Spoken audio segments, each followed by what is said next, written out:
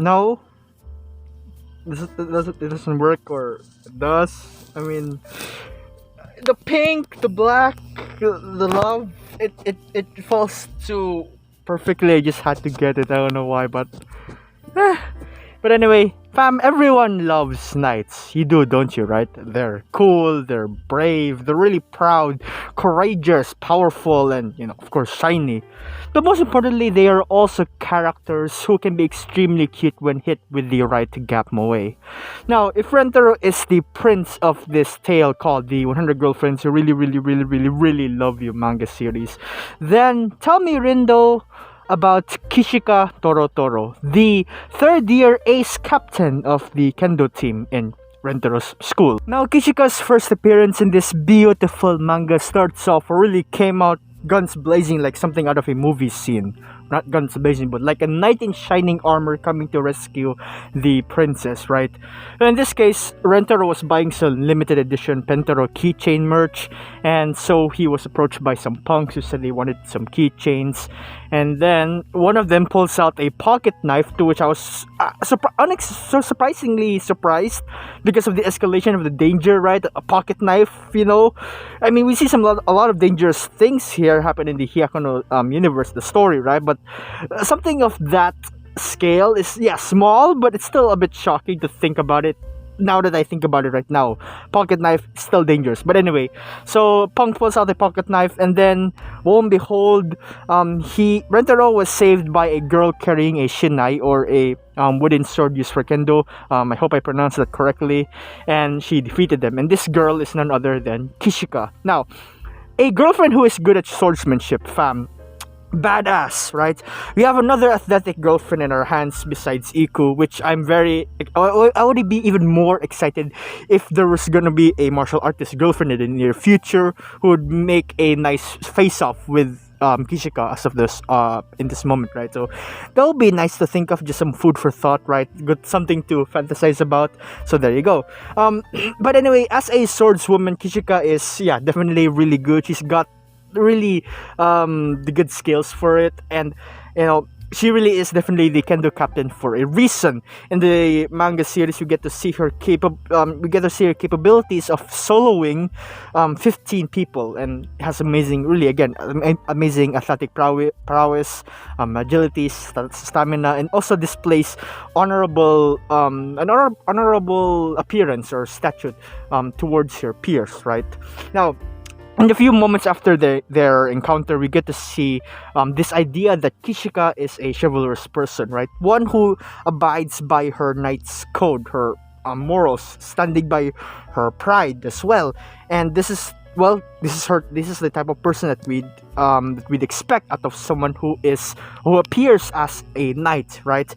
Now, knights, person who is mature, dignified, and responsible, and all that. But one thing led to another, and it was revealed later on in the first chapter that we get to see Kishika, her debut chapter, so to speak, right? We found out later on that she was alone under the bridge, patting her own little head with a makeshift hand, using a plastic glove, and her sword to use it as like a back scratcher, but instead of scratching, it was patting. That does sound nice, right? And she does that while listening to some parent talk, ASMR or something, for lack of better term, right? So in other words, she is a person who wants to get pampered by someone. Because you see, fam, Kishika is the eldest among her 5 siblings, and she had to take care of them alongside her mother. And because of that long task of being the responsible one, being someone who is relied upon, her quote-unquote prideful and determined nature, and quote-unquote the duty as the oldest, as she mentions, because of these things, there were lesser chances for Kishika herself to be the one who is taken care of instead, right? And this continued on and on until she's at her 3rd year of high school, and she's still longing for that pampering. Now, if you ask yourselves, what is the mother doing, right? Why isn't the mother giving attention to Kishika when, clearly she doesn't, by the way, I should also stress that the mother doesn't know about Kishika's whole habit of getting pampered and the like, but still, right? Why isn't Kishika or why isn't Kishika's sort of, again, yeah, habit, I suppose, or longing for being pampered, quote unquote, cured yet, right? Well, believe me when I say that the mother of Kishika would very much love to pamper Kishika, as well, as much as she thinks she does, yes, because the reasoning goes is that we find out that the mother doesn't want Kishika's pride to be hurt by being treated like a little kid, right? So she holds off in giving her the pampering because she knows that Kishika wants to be this role model for her brothers, for her siblings. She wants to be the responsible one, the mature one, right? So it would hurt her. She views it as she views it as taking Kishika's pride and, you know, sort of ruining it, I suppose, if you were to pamper her. But in my opinion, that's just, in a way, I kind of see it as BS, in my opinion, right? Because the way I see it, right, is that it's really saddening to recreate that family love by yourself. I mean, look at, if you all right, I'm gonna try to paint you a picture on this, right? Because I want you to grasp how incredibly saddening it is. And this is also one of the moments that I've put in my most saddening emotional moments really in this manga series. It's something that's that I don't know, I guess you can pass it by in a way if you, upon first reading, that is, but when you think about it even further, it goes deeper. So Kishika, she crouches down on the floor. She's on a place that is all alone, secluded. No one can see her because it would be embarrassing. It would hurt her pride if anyone would find out that she has this habit of wanting to be head patted, right? So she puts on her makeshift glove. She head pats. She puts on the ASMR, and then she listens to it while caressing or head patting her hair until it satisfies her, for instance. And that's, yeah, that's kind of saddening to see, you know. Sorry for the lack of my lack of terms, but yeah, see it as you may, that you know that you may think of Kishika as someone who is proud, right? Or for anyone in general, proud people, you know, if you're someone who wants to really be the better person, be the mature person, be the mature person, be the grown up, be the person that lives up to the expectations of others, becoming the role model for everyone and all. Despite all that, you still can't rid yourself of the yearning for that warmth of family, right? I suppose. And in the wise words of Uto, and I quote, "There's no benefit to rushing life. Time can never be regained once lost, so it is best to savor it leisurely." And this brings me to really learn from Kishika's backstory on how you should really cherish, the childhood that you have, the time that you spent in your childhood, especially time that you spend with your mom and your dad, living together, living life as a kid, right?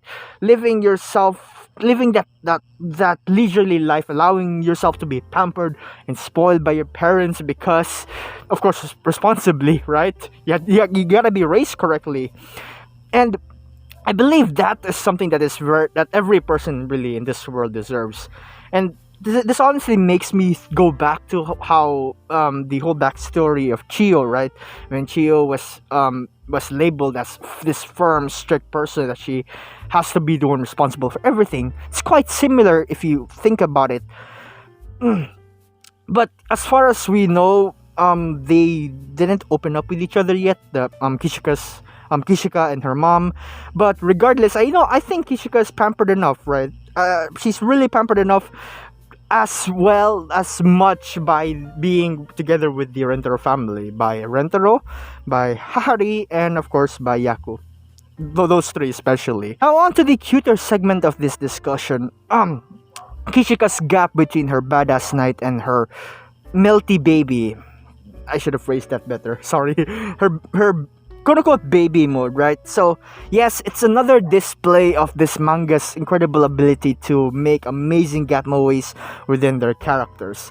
From the fierce eyes that Kishika has when she's in battle mode, and her sharp movements as well, turned into the shining eyes of a baby who look like you just saw a toy, their favorite toy or a mascot, or reading this manga, for instance, that make them light up their eyes like, "Oh, it's so good. Yeah, but one of the key selling points that I find in this is that really the shift in her facial expressions from said moes is incredibly beautiful. And you also have the have how in this sort of role, right? Rentaro is the overprotective daddy, Hahari is the spoiled mommy, and Yaku is the wise grandma pampering her grandchild and giving her life advice and the like.